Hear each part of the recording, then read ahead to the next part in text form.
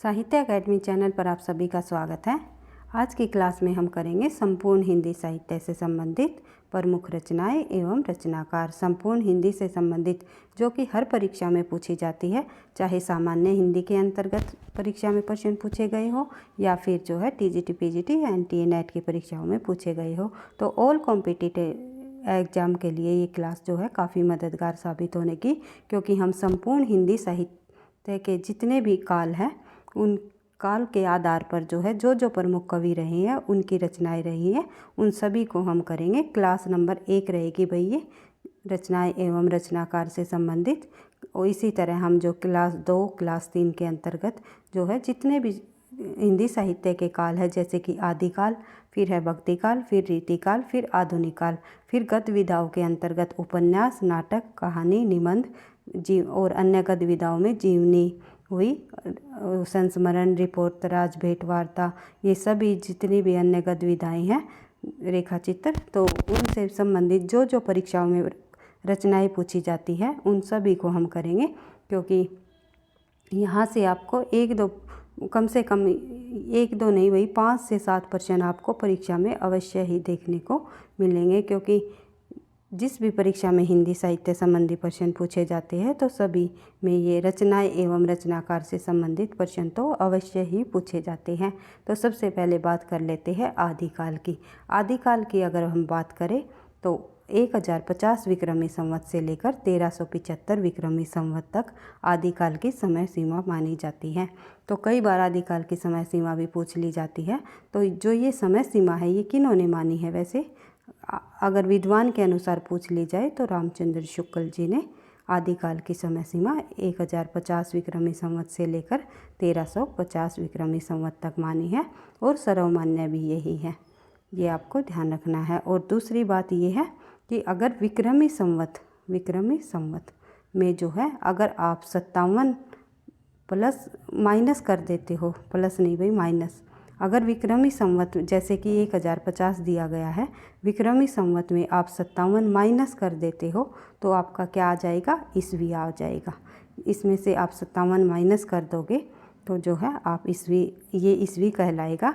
लेकिन अगर ईस्वी में आप जो है 57 प्लस कर देते हो तो वो क्या बन जाता है? विक्रमी संवत। इस प्रकार से आपको विक्रमी संवत और ईस्वी की पहचान कर लेनी है कि पूछा किस प्रकार से, प्रश्न पूछा किस प्रकार से गया है कि आचार्य रामचंद्र शुक्ल के अनुसार आदिकाल की समय सीमा ईस्वी में पूछी गई है या फिर विक्रमी संवत में पूछी गई है। आप 1050 में से और 1375 में से अगर 57 माइनस कर दोगे तो वो आपका ईस्वी आ जाएगा। तो ये चीज़ें आपको ध्यान रखनी है, क्योंकि परीक्षा में प्रश्न जब पूछ लिए जाते हैं तो छोटी छोटी मिस्टेक के आधार पर जो है हमारा प्रश्न गलत हो जाता है। इसलिए जब आप प्रश्नों को पढ़ो तो हर एक तथ्यों को, हर एक बिंदुओं को ध्यान से पढ़ते हुए आपको प्रश्नों को करना है। तो देख लेते हैं आदिकाल की समय सीमा या रामचंद्र शुक्ल के अनुसार या सर्वमान्य तौर पर 1050 विक्रमी संवत से लेकर 1375 विक्रमी संवत मानी गई है। रचनाएं एवं रचनाकार की जब हम बात करें, और क्या नाम दिया है रामचंद्र शुक्ल ने आदिकाल को? उन्होंने कहा है वीरगाथा काल, या ये भी पूछ लिया जाता है वीरगाथा काल की समय सीमा क्या रही है। तो अलग अलग विद्वानों ने आदिकाल के अलग अलग नाम दिए हैं। तो एक एक टॉपिक में जितने भी महत्वपूर्ण तथ्य भी है जो सामान्य हिंदी के अंतर्गत पूछे जाते हैं, उनको हम जो है बिल्कुल आराम से करते हुए आगे बढ़ेंगे, क्योंकि उनमें से ही घुमा फिरा कर प्रश्न पूछे जाते हैं। तो सबसे पहले हम रचना व रचनाकार की बात करते हैं। तो रचनाएं देख लेते हैं। सबसे पहले आदिकाल की रचनाएं कौन कौन सी प्रमुख रचनाएं हैं जो हमेशा परीक्षा में पूछी जाती हैं? तो दोहा कोश, चर्या गीत, जो ये दोनों रचनाएं हैं ये किस कवि की है? सरहप्पा की, जो सिद्धों में प्रथम सिद्ध कवि माने जाते हैं सरहप्पा जी, आदिकाल के अंतर्गत आ जाते हैं। और राहुल संस्कर्ता ने इन्हें हिंदी का प्रथम कवि माना है। अलग अलग विद्वानों ने हिंदी के प्रथम कवि भी अलग अलग माने हैं। यहाँ से भी इस टॉपिक से भी एक प्रश्न अवश्य ही पूछा जाता है, तो वो भी हम करेंगे। हर एक टॉपिकों को करेंगे हम। और बिल्कुल शुरुआत से जो है आपकी सामान्य हिंदी से संबंधित क्लासेस चल ही रही है। जितने भी महत्वपूर्ण बिंदु हैं उनको हम करेंगे हिंदी साहित्य के अंतर्गत जितने भी। सबसे पहले हम बेसिक रूप से चीज़ों को करेंगे, फिर वही डिटेल से भी हम जो है क्लास को आगे बढ़ाएंगे और जैसे कि NTA नेट के लेवल तक लेकर के जाएंगे। अभी सिर्फ हम जो है सामान्य हिंदी में पूछे जाने वाले तथ्यों को कर रहे हैं, तो देख लेते हैं। और साथ साथ जितने हम प्रश्न उत्तरों का भी अभ्यास करेंगे तो वे सभी के लिए होंगे। ऐसा नहीं है केवल जो सामान्य हिंदी से संबंधित रहेंगे, उसमें TGT PGT और NTA नेट के बच्चे भी जो है देख सकते हैं। तो जो ये NTA नेट या TGT PGT परीक्षाओं की जो अभी फ़िलहाल बच्चे तैयारी कर रहे हैं, जिनका अभी बेस क्लियर नहीं हुआ है, तो उनके लिए तो ये क्लास रहेगी हमारी, जो बिल्कुल बेसिक रूप से जो हमने उठाया है चीज़ों को, तो वो रामबाण साबित होगी। तो इस प्रकार से सभी रचनाओं को हम देखेंगे। चैनल को आप जो है सब्सक्राइब कर लेना, क्योंकि नया चैनल है, तो चीज़ों को हम बिल्कुल धीरे धीरे जो है बेसिक रूप से समझते हुए लेकर के जाएंगे। बढ़ते हैं आगे, अगला देख लेते हैं चर्या पद। चर्या गीत जो रचना है वो सरहप्पा की है, चर्या पद जो रचना है वो है सबरपा की। और गोरखनाथ की जो रचना है वो है प्राण संकली।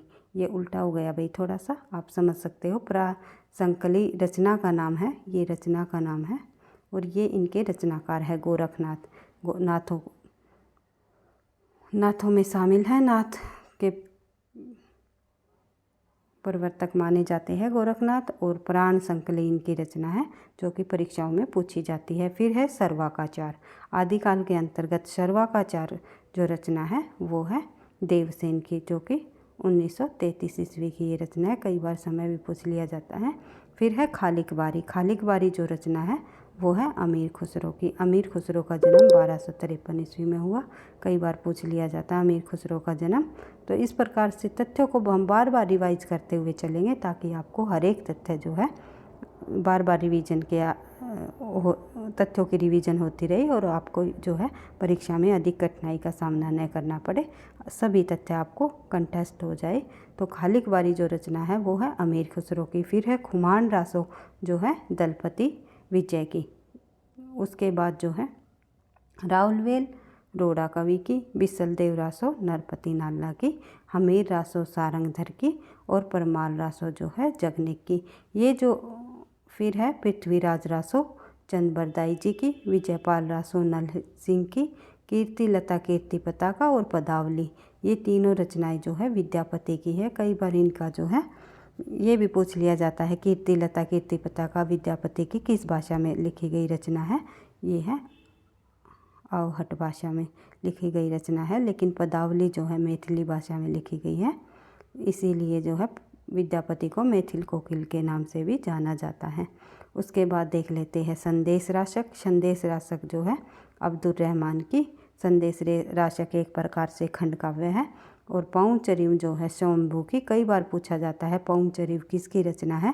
स्वयंभू की, जो कि एक राम कथा है, राम कथा पर आधारित रचना रही है इनकी। और इसमें 5 कांड है। हर एक रचनाओं के संबंध में जो है हम बिल्कुल डिटेल से भी पढ़ेंगे, ताकि आपको हर एक रचनाओं के और अन्य जो जितने भी इम्पोर्टेंट तथ्य है आपको जो है याद हो जाए, पता चल जाए किस रचना में क्या दिया गया है। अगर उनके विषय वस्तु से भी अगर प्रश्न पूछ लिया जाए तो आप आसानी से आंसर कर सकते हो। तो देख लेते हैं आगे। पौंचरिव जो है स्वयंभू की। भविष्यत का जो रचना है वो है धनपाल की। उसके बाद भारतेश्वर बाहुबली रास जो है शालिभद्र सुरु की। फिर है प्राकृत पैंगलम जो है लक्ष्मीधर की। फिर है जयचंद प्रकाश जो है भटकेदार की। और जय मयंक जस चंद्रिका जो है मधुकर की। आप जो है ट्रिक के साथ भी इनको याद रख सकते हो, जैसे कि जयचंद प्रकाश भटकेदार, जब भट्टी में जो है पकाया जाता है किसके द्वारा? प्रकाश के द्वारा। भट्टी पकती है किससे? प्रकाश से। तो इस प्रकार से आप याद रख सकते हो। जय मयंक जस चंद्रिका। चंद्रिका यानी कि चांद, चांद मतलब मधुकर, बहुत ही मधु शीतल माना जाता है। तो इस प्रकार से आप हर एक रचना व रचनाकारों की खुद से ट्रिक बनाकर भी याद कर सकते हो, क्योंकि किसी के द्वारा बनाई गई ट्रिक से तो बेटर होता है अपनी खुद की ट्रिक बनाना, क्योंकि जब आप अपने स्वयं से कुछ ट्रिक बना करके याद करोगे तो आपको जल्दी याद हो जाएगा। इसीलिए वैसे तो मैं ट्रिक पर अधिक विश्वास नहीं करती, चीज़ों को, तथ्यों को बार बार रिवीजन पर अधिक विश्वास करती हूँ। इसीलिए जो है हम बार बार रिवीजन करते हुए अपनी तैयारी को आगे बढ़ाएंगे। तो पंच पांडव जो रचना है वो है चरित्रास। पंच पांडव चरित्रास जो रचना है वो है शालिभद्र सूरी की। फिर है हठयोग जो रचना है वो है गोरखनाथ की। उसके बाद उपदेश रसायन जो रचना है जिनदत्त सूरी की। प्रबंध चिंतामणि जो रचना है वो है मेरुतुंग की। इस प्रकार से आदिकाल की हमने सभी रचनाओं को देख लिया क्लास 1 के अंतर्गत। फिर हम भक्ति काल की रचनाओं को देखेंगे। इसी प्रकार से रीतिकाल, आधुनिक काल, संपूर्ण हिंदी साहित्य की उन सभी रचनाओं को हम करेंगे जो कि बार बार परीक्षाओं में पूछी जाती है। सामान्य हिंदी के अंतर्गत भी ये प्रश्न पूछे जाते हैं और जो है टीजीटी पीजीटी परीक्षा हो या एनटीए नेट की परीक्षा हो, वहाँ तो रचना और रचनाओं से संबंधित तो प्रश्न अवश्य ही पूछे जाते हैं। तो आप इनको एक बार से फिर रिवाइज करके देख सकते हो।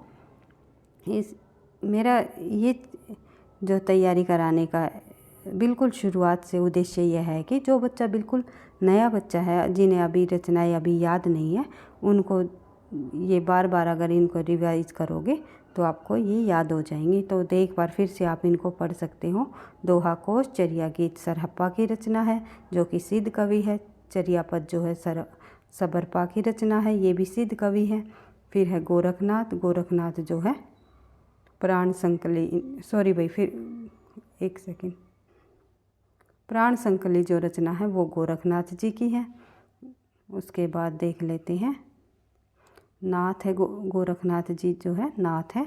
हमारा जो आदिकाल साहित्य है वो कई भागों में बटा हुआ है। उसके अंतर्गत आदिकाल के अंतर्गत कई साहित्यों की रचना हुई है, जैसे कि सबसे रासो साहित्य, फिर है रास साहित्य। रास साहित्य को हम जैन साहित्य के नाम से भी जानते हैं। सबसे पहले रासो साहित्य को हम पढ़ते हैं, तो जैसे पृथ्वीराज रासो, बिसलदेव रासो, परमार रासो, बहुत सारी रचनाएं इनके अंतर्गत लिखी गई। फिर जैन साहित्य आया। जैन साहित्य में जो है अपभ्रंश साहित्य भी लिखा गया, जैसे कि स्वयंभू, पुष्यदंत जो है आदि लेखक हुए इसके अंतर्गत। फिर हमने पढ़ा नाथ साहित्य और सिद्ध साहित्य। सिद्धों में जो है जैसे कि सरहप्पा, सबरपा, कणहप्पा, डोंबिप्पा, ये सभी कवि आए जो सिद्धों में शामिल है। नाथ में गोरखनाथ, मत्स्येंद्र नाथ और जो है कई कवि नाथों में रहे। उसके बाद जो है फिर लिखा गया हमारा स्वतंत्र साहित्य या फुटकल साहित्य भी कहा जाता है आदिकाल के अंतर्गत। उसमें हमारे शामिल है विद्यापति, अमीर खुसरो की जो रचनाएं रही, विद्यापति की जैसे पदावली आदि ये रचनाएं रही, ये जो है स्वतंत्र साहित्य के अंतर्गत रखा गया। इस प्रकार के से आदिकाल साहित्य को कई भागों में बांटा गया। आदिकाल के अंतर्गत कई साहित्यों की रचना लिखी गई। आदिकाल में जितनी भी प्रमुख रचनाएं हैं जो परीक्षा में पूछी जाती है वे मैंने आपको बता दी। तो देख लेते हैं सर्वाकाचार देवसेन, खालिक बारी अमीर खुसरो, खुमान रासो दलपति। खुमान रासो यानी दलपति, यानी दल में खूब रासो ग्रंथ रहे। इस प्रकार से आप जो है ट्रिक बनाकर याद कर सकते हो। राउल वेल यानी कि रोड़ा राउल, इस प्रकार से आप शब्दों को कीवर्ड से भी पहचान सकते हो। नरपति बिसलदेव यानी कि 20 नरपति थे, तो 20 बिसलदेव। इस प्रकार से आप ट्रिक के साथ याद कर सकते हो। फिर है हमीर रासो, हमीर सारंग दरसुरी।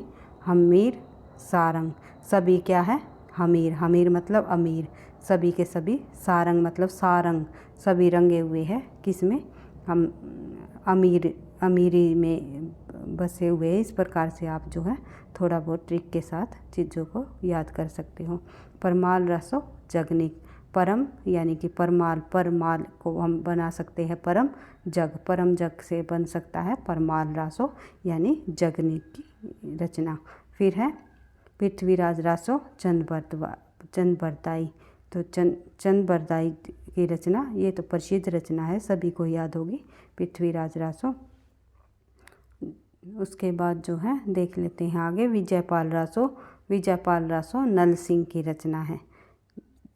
इस रचना को आचार्य रामचंद्र शुक्ल ने वैसे रासो साहित्य के अंतर्गत नहीं लिखा, क्योंकि इसकी भाषा क्या थी, अपभ्रंश भाषा थी। अधिकतर रासो काव्य जो लिखे गए वे राजस्थानी प्लस ब्रज भाषाओं में लिखे गए, लेकिन इसकी जो रचना थी वो किस में थी? अपभ्रंश भाषा। अपभ्रंश भाषा में यह रचना होने के कारण जो है आचार्य रामचंद्र शुक्ल ने इसे रासो साहित्य में नहीं लिखा था। तो ये हम थोड़ा सा याद रख सकते हैं। थोड़ी हाई लेवल का हो गया, सामान्य हिंदी से थोड़ा सा अधिक ऊपर हमने ये तथ्य आपको बताया है। तो सामान्य हिंदी में इतना डिटेल से नहीं पूछा जाता, लेकिन सामान्य हिंदी में केवल रचना व रचनाकार के नाम पूछ लिए जाते हैं। तो आज की क्लास हमारी सामान्य हिंदी से के बेस पर ही है। ऐसा नहीं है कि हम बिल्कुल डिटेल से नहीं जा रहे चीज़ों के, तथ्यों के। तो जिस दिन हम डिटेल से चर्चा करेंगे तो वे NTA NET और TGT PGT के लिए भी जो है लाभदायक रहेंगे, ये मददगार साबित होंगे। तो कीर्ति लता कीर्ति पताका पदावली जो ये रचना है विद्यापति जी की, भाषा मैंने आपको बताई दी। पदावली की भाषा जो अवधि रही, कीर्ति लता कीर्ति पताका अब जो है अवध भाषा में लिखी गई। और एक तथ्य और मैं यहाँ पर आपको बताना चाहूँगी, पृथ्वीराज रासो को शुक शुकी संवाद के रूप में कहा गया और कीर्ति लता को जो है भृंग भृंगी संवाद, क्योंकि कई बार परीक्षा में ये जो दोनों संवाद है ये पूछा जाता है कि भृंग भृंगी संवाद के रूप में कौन सी रचना जानी जाती है, वो है विद्यापति की कीर्ति लता। लेकिन सुख सुखी संवाद के रूप में कौन सी रचना जानी जाती है, वो है पृथ्वीराज रासो, सुख सुखी। इस प्रकार से आपको ध्यान रखना है। वैसे हम इन रचनाओं से संबंधित बिल्कुल डिटेल से भी चर्चा करेंगे, प्रश्न उत्तरों के माध्यम से भी हम करेंगे, तो आपको पता चल जाएगा। फिर है संदेश रासक अब्दुल रहमान पहुँचरीव, जो रचना है वो श्योम्बू की, जो कि अपभ्रंश कवि रहे हैं। भविष्य कहा जो है धनपाल, भविष्य कहा कैसे याद रख सकते हो आप? भविष्य में हमेशा धन की जीत होगी, या कुछ किसी भी प्रकार से भविष्य में क्या चाहिए? धन चाहिए। तो इस किसी भी प्रकार से जो आप जो है याद रख सकते हो। भारतेश्वर बाहुबली रास जो है शालिभद्रशुरी की है। भारतीय बाहुबली रास यानी शालिभद्रशुरी। इस प्रकार से जो है आप यहाँ से बहसे बह को मिला करके आप जो है थोड़ा सा की पॉइंटों को भी ले करके रचनाओं को याद कर सकते हो। फिर है प्राकृत पैंगलम, जो है रचना है वो लक्ष्मीधर की है। भाई ये थोड़ा यहाँ पर स्पेस नहीं हुआ। प्राकृत पैंगलम रचना है जो कि छंद शास्त्र से संबंधित रचना रही है। प्राकृत पैंगलम किनकी है? लक्ष्मीधर की। फिर है जयचंद प्रकाश भट्ट केदार, भट्टी जब पकी जब प्रकाश आया, जब प्रकाश आया जब भट्टी पकी। इस प्रकार से याद रख सकते हो। जय मयंक जस चंद्रिका, वो है मधुकर कवि, यानी कि जस चंद्रिका। जय मयंक, मयंक मतलब होता है चंद्रमा, मधुकर मतलब होता है मतलब बिल्कुल चंद्रमा कैसा है? मधुकर जैसा। तो इस प्रकार से आप याद कर सकते हो। फिर है पंच पांडव, जो चरित्र रास रचना है वो भी शालिभद्रशुरी की है। और एक रचना है भारतीय बाहुबली रास। ये दोनों रचनाएं शालिभद्रशुरी की है, ध्यान रखना है। हठयोग जो रचना है वो है गोरखनाथ की। कौन सी रचना? हठयोग। हठयोग जो रचना है वो गोरखनाथ की है। गोरखनाथ को हमने एक बार और पढ़ा था शायद ऊपर, तो देख लेते हैं। नाथ के अंतर्गत शामिल है गोरखनाथ भाई। प्राण संकली और दूसरी है हठ योग। ये दोनों रचनाएं परीक्षा में पूछी जाती है। प्राण संकली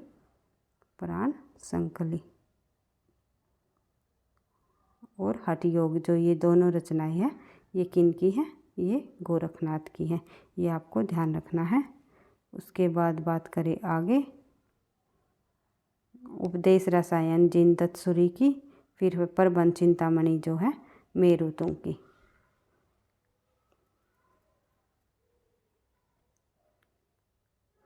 प्रबंध चिंतामणि किस रचनाकार की है?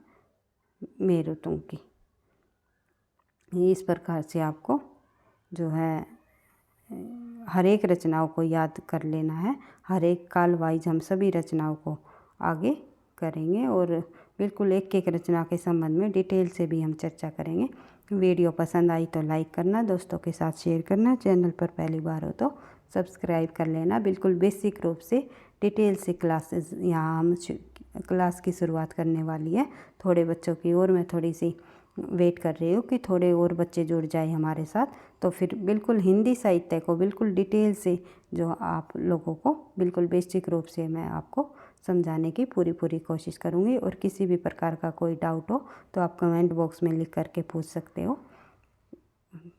वीडियो पसंद आई तो लाइक करना, तो आपके लाइक और कमेंट से ही मुझे मोटिवेशन मिलेगा। थैंक यू, धन्यवाद।